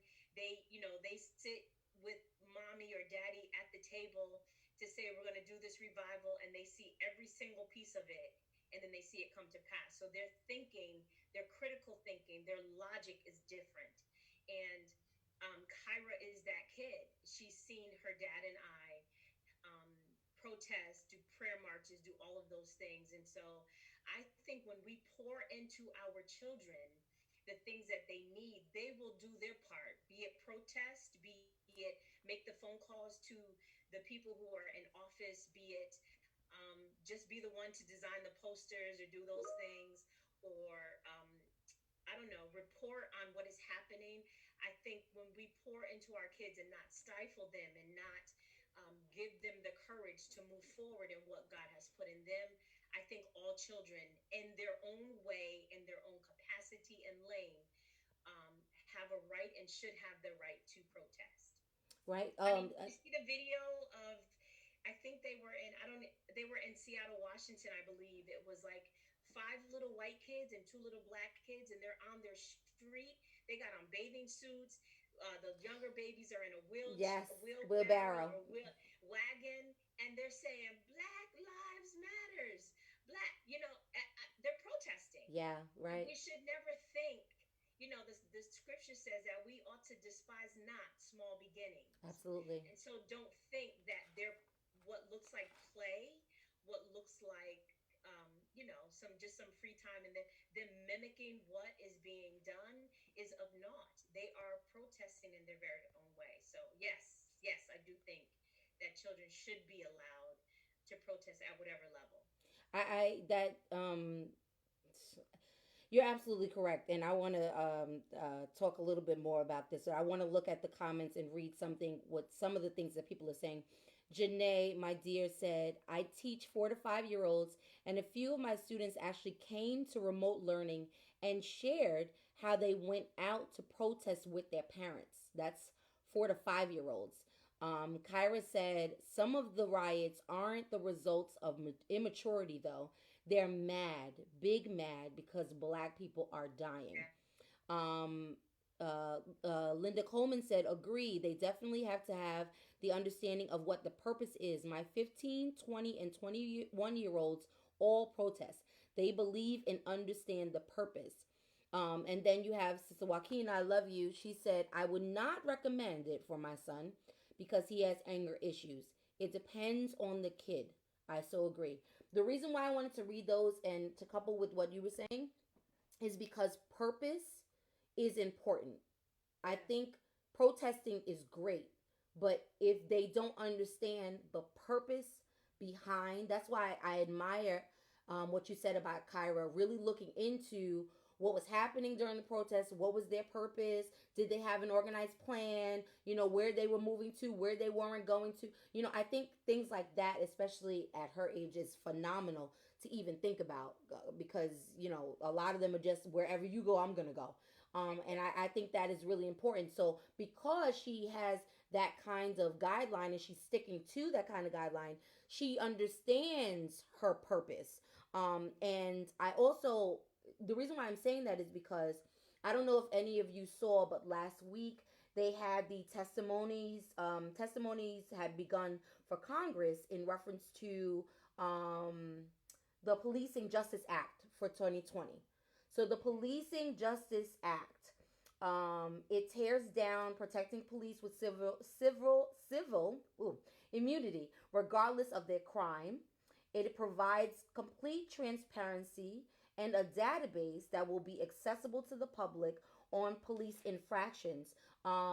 Mr. George Floyd's brother was there. There was also another young lady that was there who her brother had passed away. He was, I forget what his name is, but he was the security guard that was shot during one of the protests and one of the riots.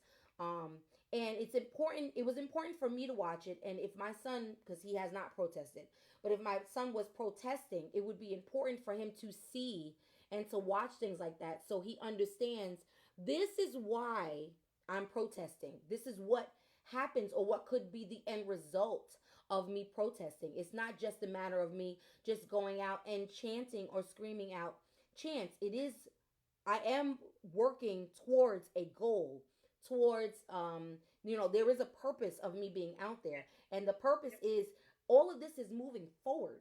Like it's really moving forward and it's moving forward super fast. And yes, we are angry and it has been back to back to back to back.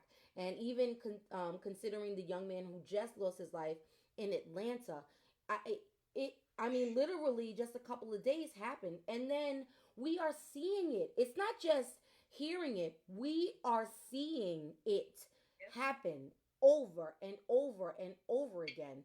And so I think that it's important that if they are going to protest, and you can agree or anybody can disagree with me, that they need to know the purpose and the end result of what happens after you protest. So after you are out and you're protesting or you're sitting or you're however you're protesting, once you come home, don't think that your work was in vain. This is what you need to look at and what you need to see is that things are moving along.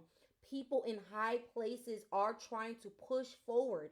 And if we didn't have you all, thank God for you all protesting that have been able to go out and protest. Churches and pastors who have gone out and prayed and stood and walked with those that are peacefully protesting. Thank God for you all because it is the reason why everything is moving so quickly and so swiftly is because you all are going out and protesting and taking the time out.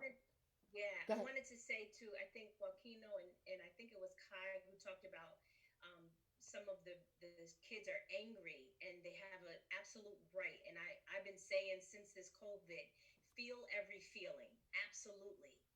But I suggested to one of the young men in our life that, he's so angry. Like his mom said he went outside at like 9 o'clock at night, 10 o'clock at night. Their whole community is minorities. And he's just like, Black Lives Matter on their porch. I suggested to him, come to the prayer marches first so that you can sort of wrap something around your anger that will help it become purposeful for Mm, moving us forward. Because if we're just going out protesting and we're angry, then we don't solve anything. They see us as animals anyway.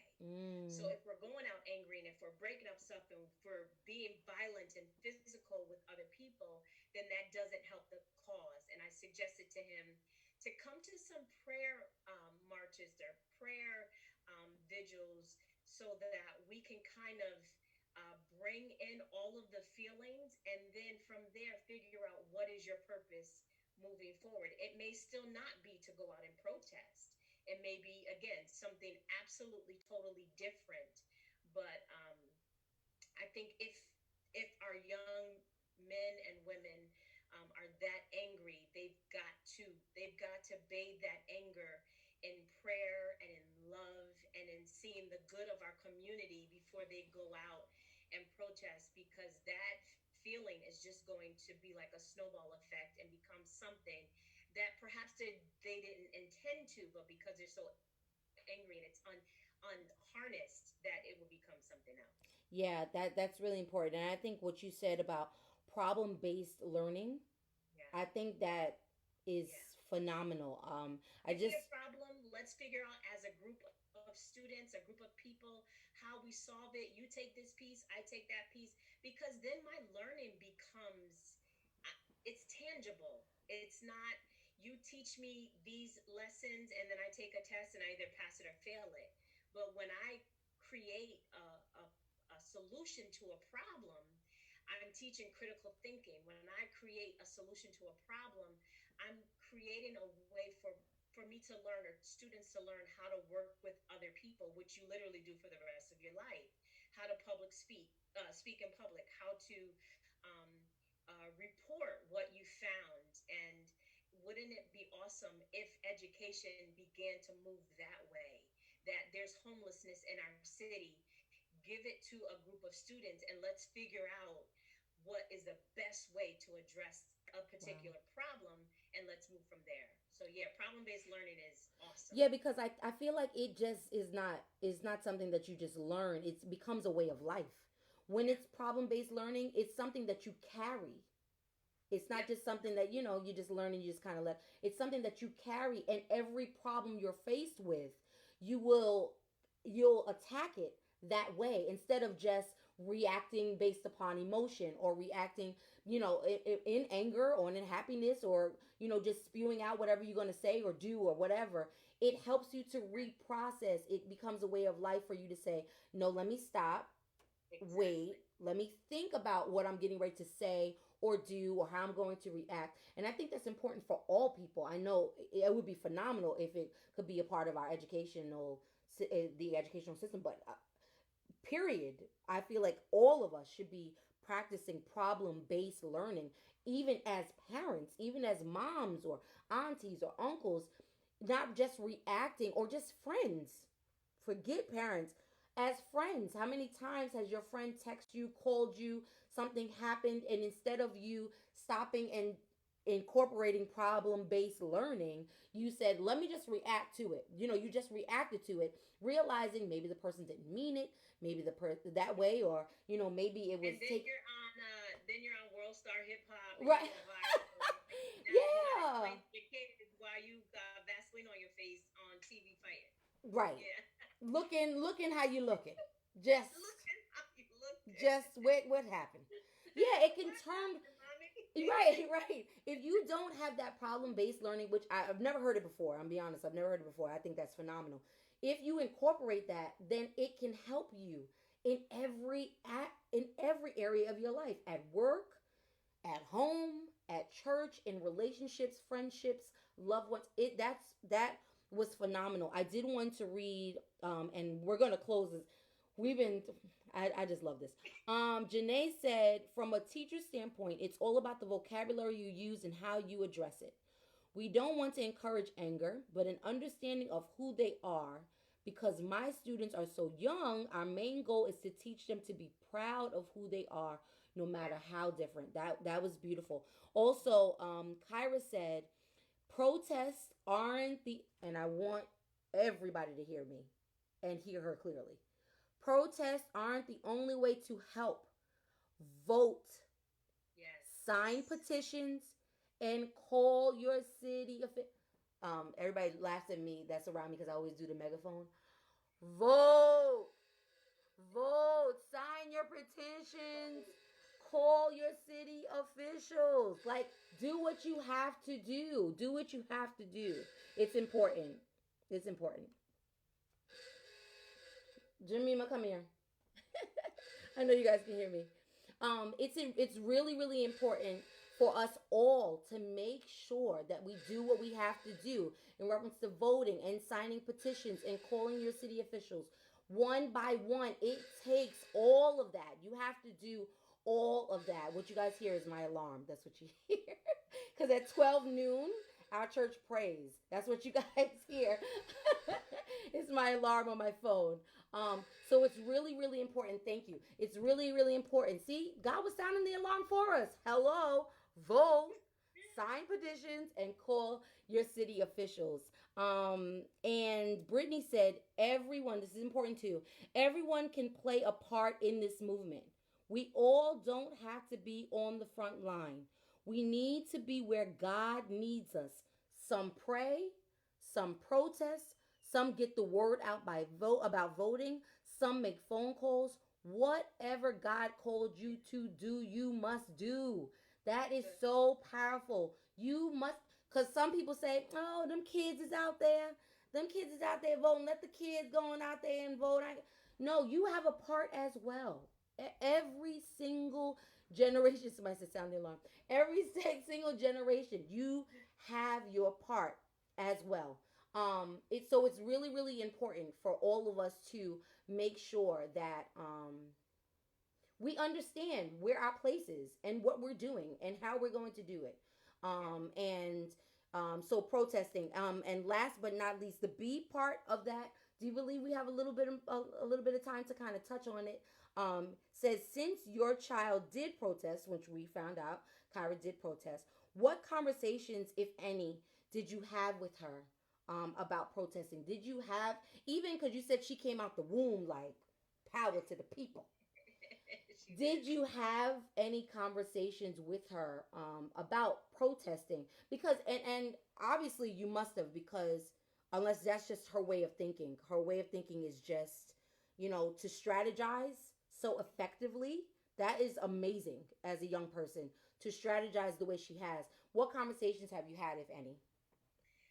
I don't know if there are any particular conversations because we have conversations all the time. We sit at the dining room table as a family. We talk about what's happening.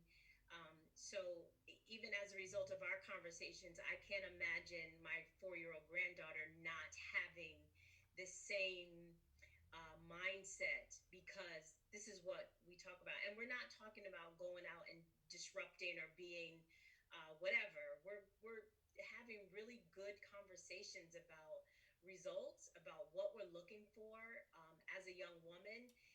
She is, to me, helping spread very positively this message about voting, about getting petitions signed, about just being a part. She calls the mayor personally, like Wow. the mayor. She sings with for the mayor when he needs. She loves her city, and I think it's not enough for us to just sort of sit back and say, okay, I live here, I exist here, whatever, but to be a part. And so there's no real, I can't say that there's a pointed conversation that we've ever had. This is what we've been doing. And she sort of picked up her mantle in her own way, in her own. She was on a conference call last night with the mayor of Mount Vernon, Wow. planning stuff, and it was just what she was doing.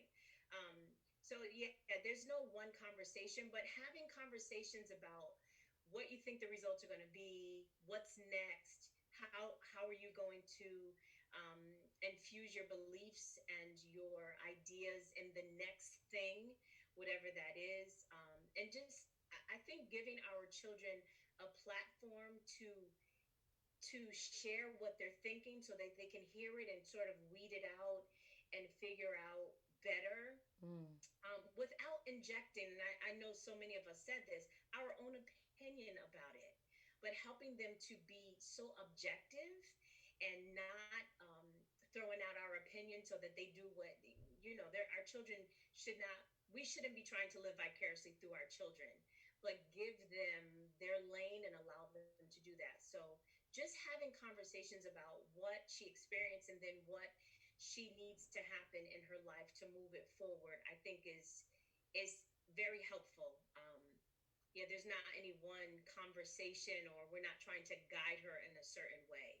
Yeah, I think that's amazing. I think it's amazing that you said she loves where she lives. She loves her city. And that's We have an important. annual River Fest. Hmm. It's like all these vendors and music and stages and all this stuff. She calls the mayor every single year and volunteers to Wow. perform because she believes in bettering our city. She's not looking for anything but to make Yonkers better. And so I appreciate that in her as also a resident of where we live. So Yeah, yeah. that's I think that's important in order for you to move forward and for you to want to reach out to the mayor and to the governor and to whomever. You have to love your city. And I think Yeah. that's super, super important. I am so, so grateful because I don't want to end, but it has been 2 hours. Wow. And it hasn't seemed like 2 hours, but it has been 2 hours. And thank God we got through all of our first questions. Again, we're going to have a second conversation. Ladies, this has been amazing, and I can't wait to talk to you guys again. I pray that all of our listeners and those that are on with us on Facebook Live will comment, follow these ladies, see what they're doing. Lady Alonda Hassel, Lady Adrienne Lamb, Lady Sheree, I almost said Talbert. I almost said Talbert already. Sheree Williams and Lady Kiana Graves. I am so I'm so grateful for you guys. And part two, ladies, can you all be with us again? Yeah, give me a thumbs up. Yes. Yeah, yeah, got it. Yes. Okay. I pray that you guys thought that this was phenomenal. I'm going to go live by myself. So thank you, ladies. Everybody say thank you to everyone that was on live. Thank you guys Thank so you. much. Thank I you. love you guys. Don't leave. Don't leave. Don't leave if you can. Just wait 1 minute. Just wait 1 minute. Ladies and gentlemen, I kind of had to cut it off. We are so engaged and so focused, and the conversation has been so phenomenal and so amazing. I am so grateful that you guys were able to be on with me with Mornings with Marie. This is only the beginning. Only the beginning. And the beginning has been absolutely phenomenal. It's been absolutely wonderful. Today's episode, Millennial Mothers, where do we go from here? As you can see, the conversation was so candid, it was so open, and anyone can engage. So I'm asking you, I'm not gonna beg you, but I'm asking you to please share.